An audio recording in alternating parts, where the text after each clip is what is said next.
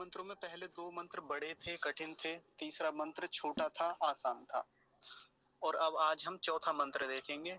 चौथा मंत्र ज़्यादा बड़ा भी नहीं है, छोटा भी नहीं है, सामान्य है। कुछ शब्द इसमें कठिन हैं। तो आप थोड़ा ध्यान से देखिए क्योंकि ये भी एक ऐसा ऐसा मंत्र है जिसको लेके बड़ी दुविधाएँ होती हैं। आप ध्यान रखेंगे अच्छे से एक-एक शब्द का। देखिए पहला शब्द है ओम, दूसरा है तत्व। तत्व। अब तत्व में एक काम की बात ये है कि 2 तकार हैं और दोनों ही कैसे हैं? हलंत हैं, आधे हैं। तो उनका दोनों का ही उच्चारण बहुत कम समय के लिए होगा। कैसे होगा? तत् तत् तत्व तत्व। ऐसे मैं एक बार इसको अलग लिख के समझाने का प्रयास करता हूँ, देखिए। तत्व। ऐसे बोलेंगे ना तो बहुत अच्छा हो जाएगा और आसानी से समझ में भी आ जाएगा। तत्व। अगला शब्द देखिए यामी। यामी में मकार पर ह्रस्व इकार है। वो यामी गौतम वाला नहीं है, वो कभी आप यामी गौतम ऐसे समझे कि दीर्घ ईकार है उस पर। वो ह्रस्व इकार है। तो यामी हो गया, ये यामी हो गया। अगला देखिए ब्रह्मणा। ब्रह्मणा। ब्रह्म शब्द को लेकर पीछे एक बात चली थी। मकार रखेंगे, हकार को पहले रखेंगे। नहीं तो होता क्या है, ब्रह्म ऐसे बोलते हैं, ऐसे नहीं। ब्रह्म ऐसे ब्रह्म। जब केवल ब्रह्म शब्द की बात चल रही थी तब मैंने ये बात बताई थी, ब्रह्म ऐसा बोलेंगे। अब ण और जुड़ा हुआ है, ण णकार और उसके पीछे आकार है, तो क्या बन जाएगा? ब्रह्मण। अब ब्रह्मणा नहीं कहेंगे, कभी ह को बाद में ले आए, इसलिए थोड़ा सावधानी रखनी होगी इस शब्द में। ब्रह्मणा। मणा। ब्रह। देखिए मैं ऊपर एक बार लिख देता हूं तो और क्लियरिटी हो जाएगी इस शब्द को लेके। ब्रह। हकार आधा है और मणा को अलग कर दीजिए तो बहुत आसानी हो जाएगी, बहुत सरलता हो जाएगी। ब्रह्मणा। रुकना नहीं है, अभी तो मैं रुक कर बता रहा हूँ, बीच में यहाँ विराम ले रहा हूँ थोड़ा सा इसके बाद में, लेकिन जब अभ्यास हो जाएगा तो फिर विराम नहीं लेंगे, एक बार में बोल देंगे ब्रह्मणा। हो गया। अगला शब्द देखेंगे वंद मानस्तदा। तनिक रुकिए, मुझे एक शब्द देखना है, एक बार मैं जांच लूं कभी मुझसे कोई गलती हो गई हो। वंद मानस्तदा।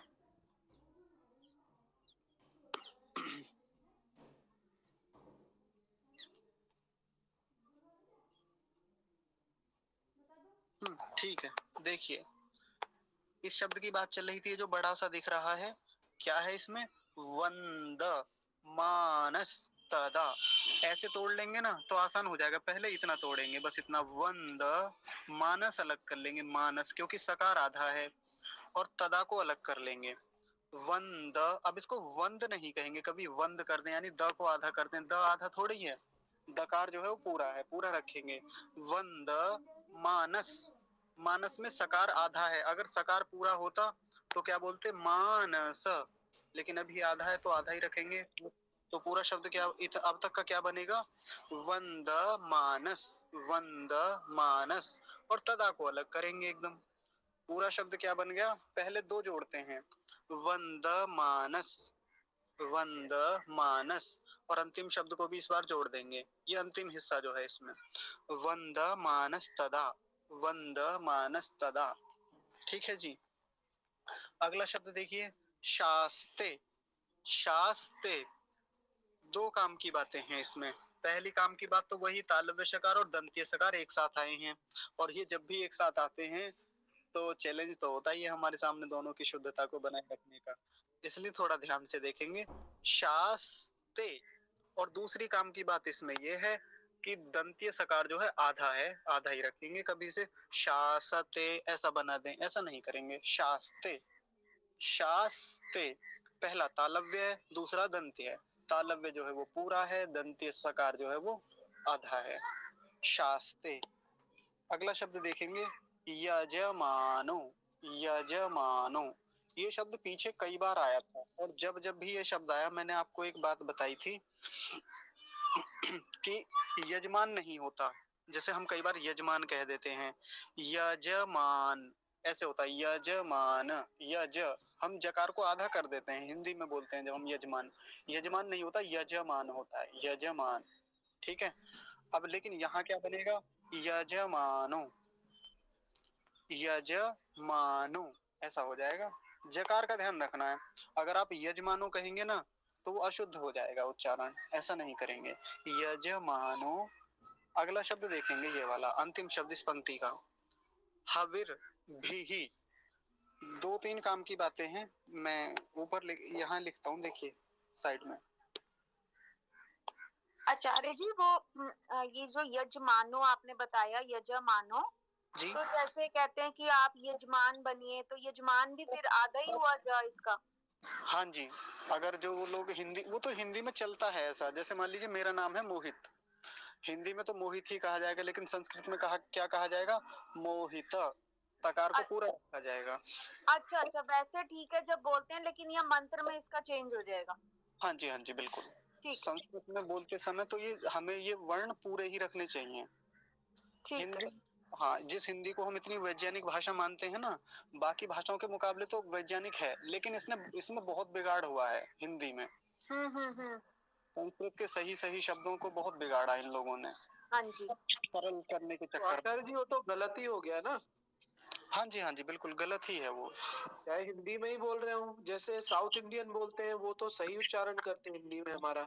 जी जी बिल्कुल, वो लोग सही करते हैं। अंग्रेजी में भी यदि करें ना वो, जैसे यजमान है वो अंग्रेजी में भी बोल रहे हैं तो यजमान ऐसे ही बोलते हैं वो लोग। हाँ, ऐसे जैसे नाम भी लेते हैं राहुल है, हाँ जी बिल्कुल। नहीं, तो ओम हमें आचार्य ऐसे ही जी। बोलना चाहिए ना। जी जी आचार्य जी, जैसे वो नरेंद्र है तो नरेंद्रा बोलते हैं, रविंद्रा, नरेंद्रा, नरेशा, इस तरीके से बोलते हैं वो थोड़ा इंग्लिश अंग्रेजी में। का प्रभाव चला गया ना हाँ उनके ऊपर। हाँ जी, हाँ जी, हाँ जी आचार्य जी। नहीं, लेकिन मैंने जो सुना है कि वो बड़ा ना करके, हमें लगता है वो बड़ा बोलते हैं, लेकिन वो नरेंद्र हाँ जी बिल्कुल। ऐसे बोलते हैं। हाँ हाँ, मैं बता रहा हूँ, जैसे यजमान, अब हम हमारे लोगों को तो लगेगा कि ये आ बोला जा रहा है, लेकिन आ नहीं होता, यजमान, ऐसा ये शुद्ध होगा जब हिंदी में भी बोलेंगे, और इस बात का वो ध्यान रखते हैं। हालांकि कई बार उनके ऊपर अंग्रेजी का भी प्रभाव होता है साउथ इंडियन वाले लोगों पर। कैसे, जैसे मैं आपको ये मंत्र बता रहा हूँ, तो मैं आपको हिंदी में बता रहा हूँ, मतलब निर्देश तो हिंदी में दे रहा हूँ ना, कि ऐसे देखिए, यहाँ ध्यान रखिए, और वो तो अंग्रेजी में बोलते हैं सारी चीजें अंग्रेजी में बोलेंगे, और ये मंत्र के जो चीजें हैं इनको सबको संस्कृत में ही बोलेंगे, तो थोड़ा थोड़ा सा प्रभाव अंग्रेजी का कभी कभी मैंने देखा है।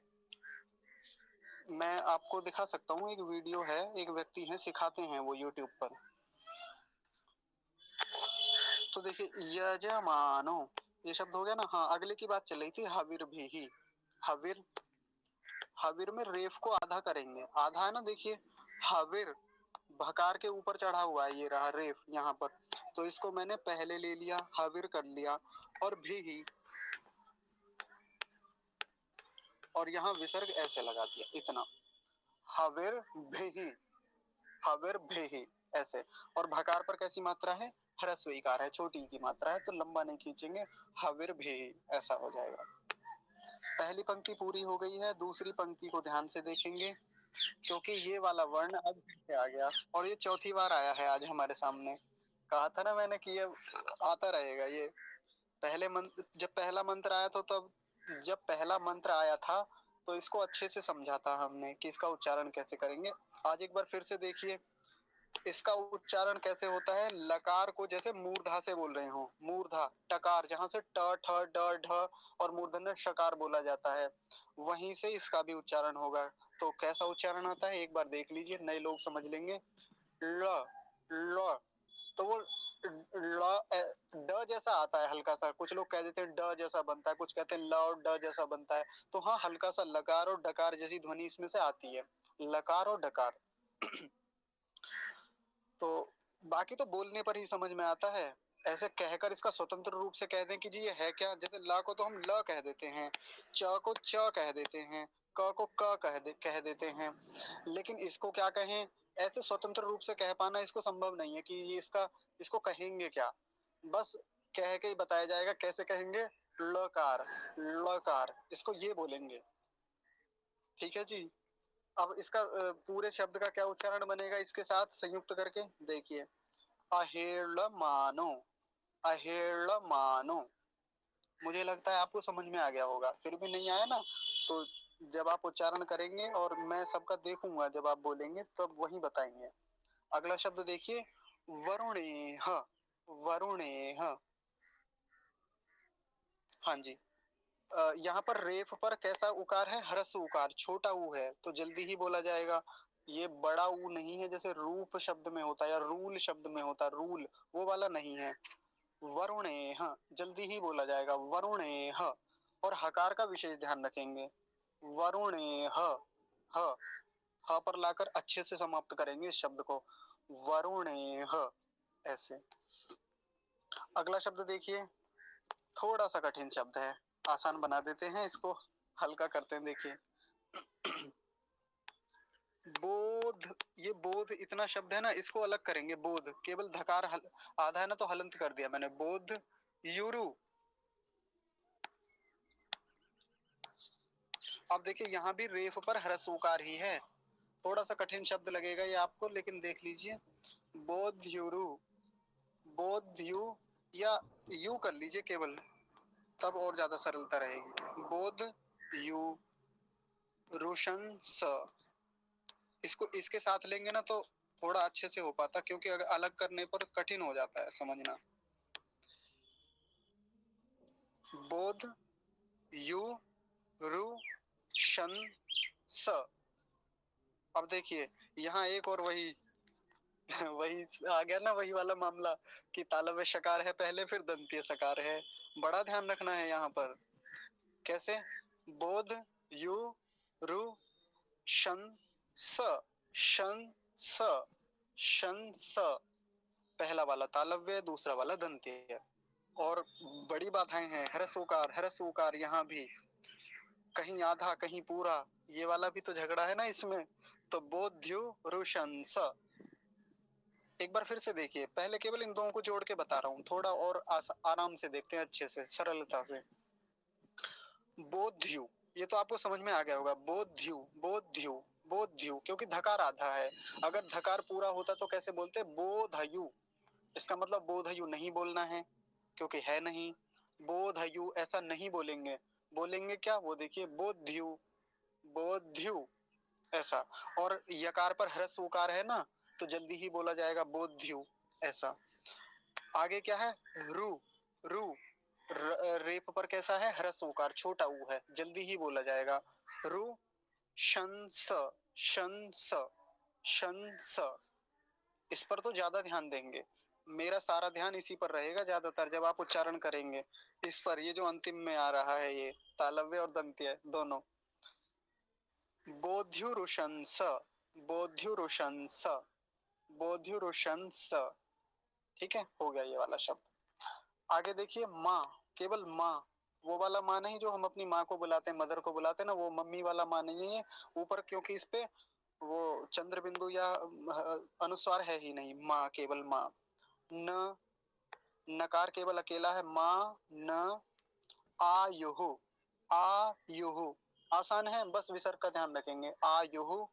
प्र, प्र अकेला है, वही भोजन मंत्र की तरह, प्रदातारम, वैसा ही, प्रमोषि आपको कुछ याद आया होगा, मुझे तुम्हें समझ गया मोशी, ये मौसी नहीं है, जो मौसी होती है, कई बार तो उच्चारण करने वाले मौसी बोलते हैं, वो माँ की जो बहन होती है, मम्मी की जो बहन होती है, उसको मौसी बोलते हैं ना, वो वाली मौसी नहीं है, कभी वो मौसी बता दे इसका, नहीं तो कई लोग बनाते हैं, जिसको मूर्धन्य शकार का उच्चारण नहीं आता ना, वो तो मौसी बनाते हैं इसे, मौसी याद थोड़ी आनी चाहिए यहाँ पे, मोशी है।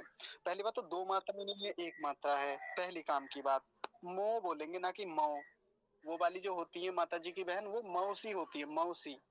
और वहाँ दंतीय सकार होता है, ये महत्वपूर्ण बात है। यहाँ, यहाँ क्या है? मूर्धन्य शकार है, तो बड़ा ध्यान से करना है, मोशी ही। और एक काम की बात और है, विसर्ग, मोशी ही ऐसा बोलेंगे मोशी ही, तो थोड़ा लंबा खींचेंगे, विसर्ग भी बोलेंगे, मूर्धन्य शकार का विशेष ध्यान रखेंगे, औकार नहीं बोलेंगे। कुल मिला के उस शब्द से तो बहुत सारी भिन्नताएं हैं इसमें, लेकिन फिर भी कई देवता ऐसे होते हैं जो बोल देते हैं मौसी, मौसी, वो सोचते हैं कि शायद ऋषि से गलत हो गया होगा, मौसी की जगह मोशी कर दिया ये। अगला शब्द क्या है? अंतिम, स्वाहा।